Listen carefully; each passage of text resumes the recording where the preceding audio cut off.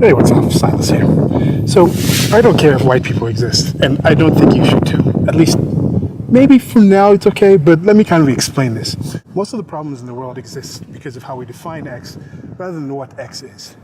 When I'm saying white people in this situation, it's the same way that I don't really care if black people exist, I don't really care if African people exist, Asian people, Arab people, even Jewish people. That might get this flagged as being anti-Semitic, but we'll also get back to the Jewish people thing. But when it comes to these kind of things, I don't care. I don't care if Pacific Islander people exist. I don't care about these things that include an arbitrary happenstance saying of your birth. Whereas in this kind of situation where when you're speaking about white, if it's solely genetic, and it's a situation where I get a child or I marry somebody that is as Caucasian as they come genetically, and then we move to the countryside of Kenya, live in Luya land, and I start teaching my kids the Luya traditions.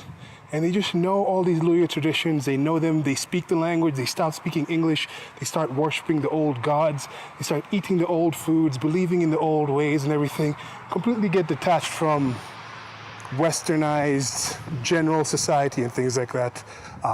Go back to just tilling the land, tending the crops, watching the animals, things like that. They just go back to that kind of lifestyle over generations. My kids keep getting, all my kids, either male or female, they keep finding, again, as Caucasian genetically, fully 100% from the Caucasus Mountains till the back times when there was Neanderthal having relations with the Homo sapiens or whatever it was. Back to then, as pure white as the driven snow, pure white people genetically. Those sort of people. I'm not talking about people with like admixtures of Iberian and admixtures of Gaul and all these other things that come in. Occasional people who are on the sides of like Siberia or the Kazakhstani where you're like, are you Asian? Or the Turkish people where you're like, you come in a situation like, these Kazakhstani, there's no Kazakhstani, these Yazidi, when you see some of these Yazidi, what's it called? The Yazidi refugees and things, and you see some of them with blonde hair and blue eyes and like, what's going on here? This person looks as Caucasian as someone like Wentworth Miller, who is apparently 50% Negro genetics and things like that. The Wentworth Miller is a guy in, Prison Break. So anyway, you have a situation like that. Those kind of people. So over and over again, my kids keep getting just the full-on Caucasian, Caucasus Mountains genes, and they keep moving them. These people keep saying, we're leaving our culture for whatever reason. We're leaving our area. We want to come and live in your village. And the kids keep coming. They keep coming in there. And it gets to a point where, how many generations? 6 or 7 generations down the line, it's just been all these Caucasian people with my 1%, my half kids that came from me and my first Caucasian wife. It keeps going down and down. When it gets down to the point where those kids are genetically, I don't know at this point. You can do the math. I'm not going to do the math here, but I might do the math and like a link below or something. But anyway, the math is they are majority. They are over 80%, 85%, 95% or whatever. Their blood is just, their genetics are just completely full on Caucasian. Full on. But their culture itself is completely Luya land. Like, even by that time, the Luyas who are actually Luyas are driving around in cars. They're speaking English. There's probably hardly people speaking the language. Already at this point, current year right now, the old gods are not really worshipped. The old ways are not really worshipped. The way people go out, and I was talking to my uncle, and he was telling me about things like the names being passed down with my surnames and things like that. It's not the situation where it's like, oh, your surname is this, you pass it on through the male line or things like that. It's a situation where they kind of just make up names. Like, oh, I have a friend and I'm having a kid. I'm going to name my kid after this friend. Or some kids are like, okay, we're going to name this kid in some kind of traditional word of the time the kid was born and things like that. So you have things like this. It gets to the situation where my family is still doing that, so my surname's no longer still there. None of the surnames of the males who came into the family are still there. They're being named in these traditional Luya ways and the traditional belief systems. They still think you have to pay dowry. If you want to marry one of the kids in this family, you have to come to us, and we have to kind of search you out. You have to pay the certain dowry, the certain goats and things like this.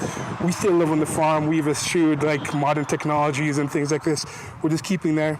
Those people, genetically, they would be full-on Caucasian, but they would not be considered white people. When most people right now talk about white people, they're talking about a culture. Now, when you talk about the culture, that aspect of it, I'm completely for it. I'm over here talking on the phone, or the iPad, past this bridge that's being built, things like this. So I have no problem with the Western culture. Right now, the West is the best, most definitely. But I don't care about that white people aspect that includes the racial part, that includes the genetic part. Now, there's some people that will say there's something genetic that is needed for that culture. Now they can tie the IQ into that whole aspect of the culture. And if you can actually there's some studies out there, the bell curve and things like this, that has shown some material that I'm not necessarily completely against. I'm still undecided on some of these things. But then now that comes to the point where I don't care if there's white people genetically. I don't care if there's Arab people genetically. I don't care if there's black people genetically. I don't care if there's Negroes. I don't care if there's Caucasians and things like that. What I care about is, are they good people? Are they bad people? Because those bad people, I want them to stop existing. Are they abusive people? I want those people to stop existing. I want to do things to stop these people to stop existing. Now, if you can tie genetic things and say, oh, with these genes, most of these people are bad because of X, Y, Z, we're ready to get to the point where we're going to get gene kind of editing, where might be able to address some of these things.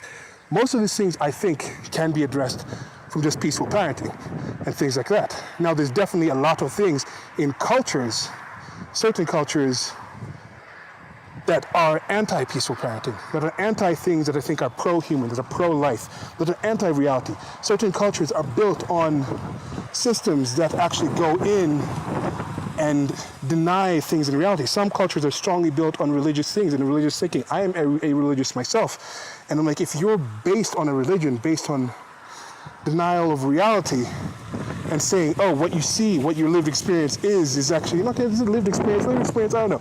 The actual things that exist in the world are not necessarily what they are, but they're from these other supernatural things that can be disproven. And it's like, oh, ignore this evidence against it. You go into things, I care if progressive people exist, I care if liberals exist, I care if Republicans or Democrats, because these are things that are thought-based. These are ideology-based, where you can come in and anyone can become ideology-based. Now, when it comes to a position where it's like African, do I really care that much if African people can exist? Do I care much if American people exist? In a sense, I do, because a place like America, when we're talking about the United States of America, and not just North American, I don't really care if North American people exist. I do care if American people exist, because I think it gets to a point where there is an actual definition of what the American nation is. Now, that American nation itself is different than North American. You can be North American and not be American. I can just be African and not be Kenyan, because when you start going to these smaller divisions, it is some kind of arbitrary borders and things that are created to say, okay, this, but what is Kenyan culture? There's some way to say there's some distinct aspects of Kenyan culture that are different. There's some distinct aspects of North Korean culture. Like, you can just be Korean, but you can be North Korean or South Korean. And chances are, if you're South Korean, you're going to have a whole different outlook on the world and you would if you were North Korean. So those are the kind of things. I care if Christians exist. I care if Muslims exist. I don't care if Arab people exist. I don't care if British people exist, but I care if Anglicans exist, because Anglicans is a thought process. It's a system where you can be like, okay, I'm going to address these things about what you think and compare them to the reality. And I'm walking down this little road, don't like bust my ass. But in that kind of situation, you're like, okay, I can deal with that. I can work with that. I can address that. We can discuss that. And then, of course, when it comes to these ideologies, there's some people that will go to that higher level and say, no, I can't discuss this. And then that's where you come into terms like white people and black people, where they start absorbing the ideology tied into the genetic aspect. And that's why I'm saying I don't really care if white people exist. I don't really care if black people exist. I don't really care if certain things like that exist. Yet, then you come to situations like the nations and things like that. I kind of care, I guess. After a while, if those people moved here, like I was talking about before with my family getting the Caucasian person, they could come here and then you might start considering these people African. You might consider them African because they're living on the physical continent of Africa, but you wouldn't consider them Negroes, even if they are living in a culture that was developed initially by Negroes. So when it comes to that point, I start caring more, and that's tied more to not arbitrary, to things that human beings create. It's a social construct. It's like, okay, this landmass, we're going to call it Africa. If somebody else was taught that Africa was called Asia, they would say everybody in this landmass is called Asian. But whoever agrees that it's African Asian, they would go with that. Now it comes to the point, for me, my most important thing to care about is individualism. Is what do you think about, what do you base it on, what kind of evidence in the earth are you basing this off of in reality? And now I'm going to give a little caveat to white people, black people, those two terms in specific. I don't know if Asians take it as far as white people and black people have in the United States of America, but I think it is to some extent they have. But let's just focus on the white people and black people. When they talk about white people and black people, I have talked about how I feel that is a very uniquely American term. And this is another thing why I think America is something that I can value, because the country itself, the ideas of itself, you could come to America and you could be American. And they came there, and a lot of America was established after there was some very rough times in Europe at that time. Yes, there was indentured servants coming out. Yes, when it comes to the black people, a lot of the initial black people who came to the United States of America were slaves. But then, after some of that started being abolished, started being abandoned, there was a situation where it's like, what does it mean to be American? During the World Wars, you had a lot of people escaping Europe, a lot of white people, who are now called white people, a lot of Europeans, the Irish, the Iberians, the Gauls, the French, with all these different terms of how they would define themselves and group themselves. And they came to the United States of America and it was like, okay, I may have family in Germany that is on one side of the war on the axis of evil, or whatever, the axis side, and then I may have friends in the UK that are in, family and friends in the UK that are in the Allied side. And what are we going to do about this? How are we going to figure this out? Am I supposed to just hate you now because you're German and I'm Irish, I'm English? And they're like, no, we are Americans. Or then it gets to the point where we are white people. I think they go from those smaller kind of clan, tribal, nationality type things into the definition of white people, and they start developing that as an identity. Now, if that's a bridge that people take to go to American, to go to we are human beings that share similar thoughts, and it differs from just being in these countries that have those own differences, then I support that. With the black people, I think a big part of that was because a lot of them didn't really know where they came from. There was not the same ability to track back and say, oh, we came from this Ghanaian tribe. Oh, we came from this other tribe in this other location. Oh, we came from this Cameroonian group that lived in this area, that spoke this language, it believed in these gods and things like that. So they just said, we're black people, because we were also considered by these groups. And those were some of the groupings that were also developed in the whole process of the slavery times. It was like white people versus black people and things like this. And those things kind of grew up, and then they're like, okay, we're black. So there might have also been some resentment in some of the people because of how some of these people got there. They knew that in many cases, they were actually caught by other tribes in the United States of America, in Africa, in the Western Africa, and they were sold off to slave traders. They know other black tribes, other African tribes were the ones that caught them and did this. And these stories were passed on. Like, yes, or our parents sold us to these groups. And then you get to that point, you get to this new land, you start mixing with these other people, and the slavers it was part of their job to kind of separate people from similar areas. They didn't want people from similar tribes and similar areas staying together, so they spread them apart. They kind of just said, you guys are black, you guys are white, we're white, you're black, and things like that. It was a way to kind of cause some other form of unition in this new foreign land. Now, when that happened, I think it's built up from that. And now if you can take that as a bridge, you see now with the DNA testing coming back, where people are coming back and saying oh, my whole idea of being white or black, there's nothing racist about it.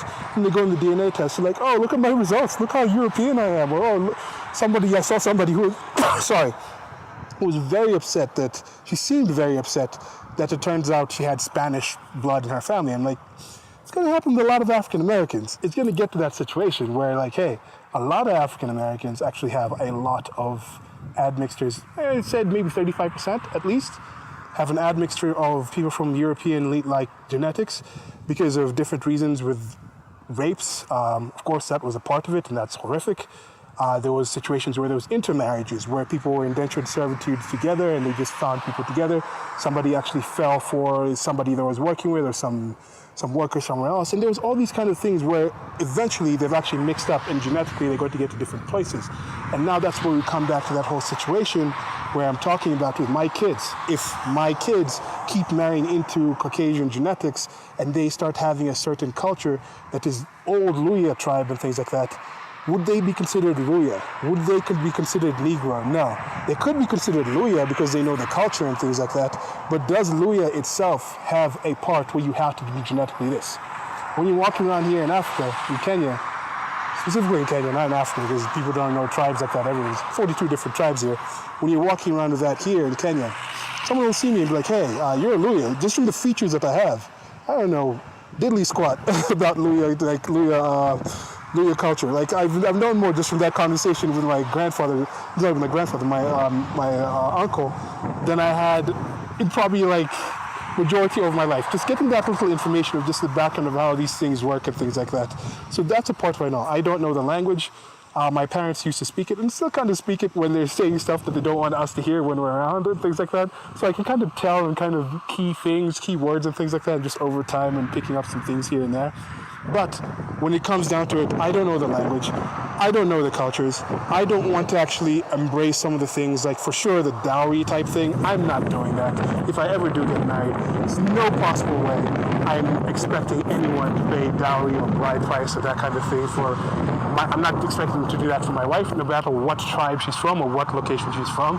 If she's Indian, I'm not going to pay the bride price. If she's, the Indian culture and things like that, I'm not paying the bride price. If she's any one of the tribes here in Kenya, I'm not doing any of that things. If there's like a dowry, no, none of that. That's stuff that I'm leaving to the past. I'm not doing those things anymore. There's other aspects of it, just the general, we have to respect all the elders in this location just by default. I'm like, no, I respect people who have more knowledge on certain things that I consider valuable. Like if there's some 15-year-old that knows a lot more about some kind of coding system that I'm trying to do for a project I want, I'll respect that guy's knowledge in this thing. Even if I've never met this guy. I don't know nothing personally about this person.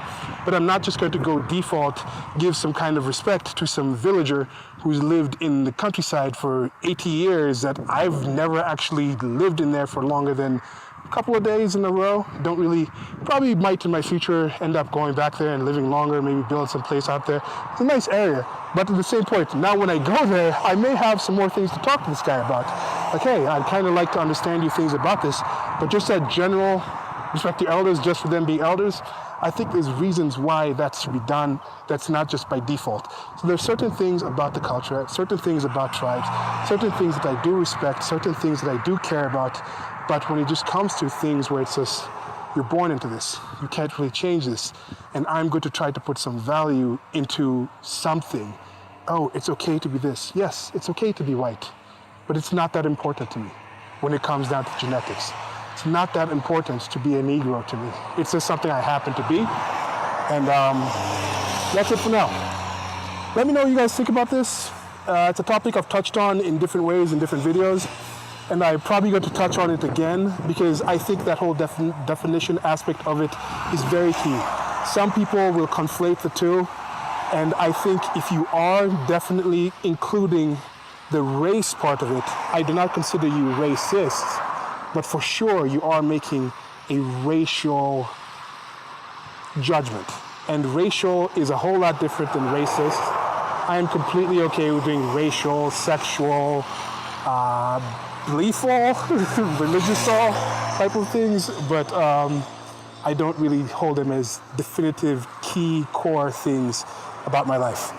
Unless maybe it comes to like some kind of things where it's like medicine, where it's like, okay, there might be some things where like, oh, this person's blood cannot necessarily work with this other person's blood, or if I'm getting some kind of, those kind of things, I'll care about that. There's some people where it's like, okay, genetically this person has a predisposition to this disease where they'll probably get this a lot higher than these other people. Now that goes down to genetic levels where it's like not entire populations, where like sickle cell, for example, where African Americans, black people in general, have a higher prevalence of that than non-black people, or something like by me having my Luya genes and things like that, I probably have a higher resistance, this inborn resistance in general to something like malaria than somebody who's probably an Eskimo who, there's not a lot of mosquitoes flying around in Antarctica, I think. It's the Arctic, Antarctica, somewhere, wherever the Eskimos live. It's too cold for mosquitoes. Anyway, that's it. Like, share, and subscribe. Links below to the merchandise store. And goodbye. Okay, 2 additions to what I was saying. Clarifications. One of the things I'd mentioned, I was going to get back to the Jewish thing.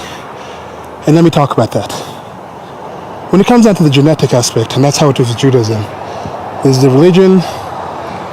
I think you're Israeli, you're not necessarily Jewish, but I think there is some nationality kind of thing that ties on to the whole being Jewish. And then, of course, there is the genetic, people who are genetically Jewish. Now, I think I might be wrong with this. I found an article that I want to read about this, where genetically, I don't know if all genetically Jewish people are actually Semitic, because I know there's a lot of people in the Middle East that are technically, I mean, they're called by default Arab, but is Arab a separate genetic qualification or category, or is Arab more Arabia, the area?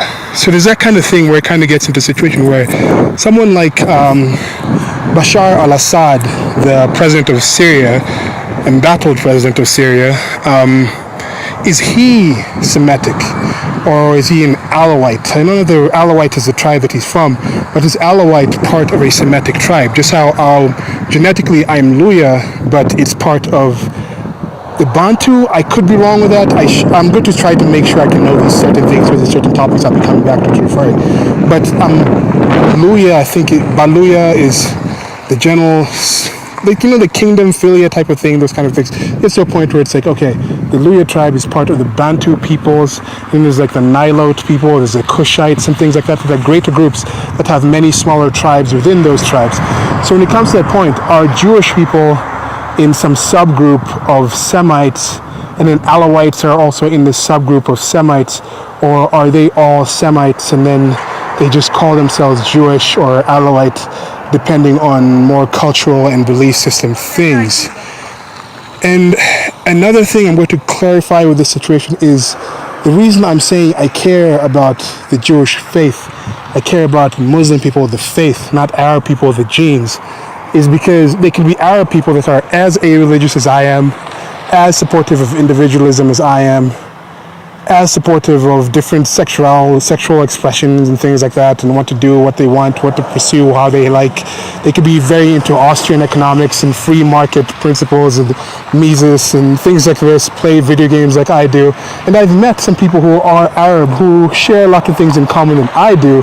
And I've also met people who are my direct genetic relatives who have very little things in common with me, or very religious, really like the local language, would never imagine living anywhere else like Kenya. They have a certain lifestyle and certain belief systems that they just are not things that I work and I believe. And some of these people, a lot of things that I believe, they consider to be sinful or hateful or disgusting and things like that. Now, when you come to some of the religious and some of the ideologies, they look at things that I do, and for some of them, it's actually worth dying off of. So in those kind of situations, I care about those people, and knowing if you identify this, let me try my best to avoid being in your life, and we can have our separate spaces. And I think there's enough space in the world for us to have our separate spaces. I have this one saying that it's built off of an older saying where it's like the good news and bad news. So the bad news is the world is a small place. It's a tiny place. It's much smaller than pretty much most of the people in the existence of humanity that we know of have known about, have thought it was. In the size of existence that we know about, it is beyond small. Small is even too large, it's too massive of a word to describe the actual size of the planet Earth itself. But the good news about that is that there's more than enough space for all of us already on this small planet. And when there isn't, we're going to have a space force. We're going to be going out in space and finding other places. But hey, that's it. Goodbye. So thanks for listening. One of the main rewards I have for making videos like these and just any other videos, even less potentially touchy subjects, is just the conversations I've had with people in the comment section. So whether you liked it, disliked it, actually even more if you disliked it, let me know what you disliked about it in the comment section. We can have a conversation about it. Another thing you can do is also go down below, check in the low bar. There's going to be links to the merchandise store where you can find stuff like some of the stuff that was on screen during this video and other designs. I try to update that in regular. Some of the stuff has something to do with the videos. Some of the stuff is just general stuff or cool things that I think of. Goodbye.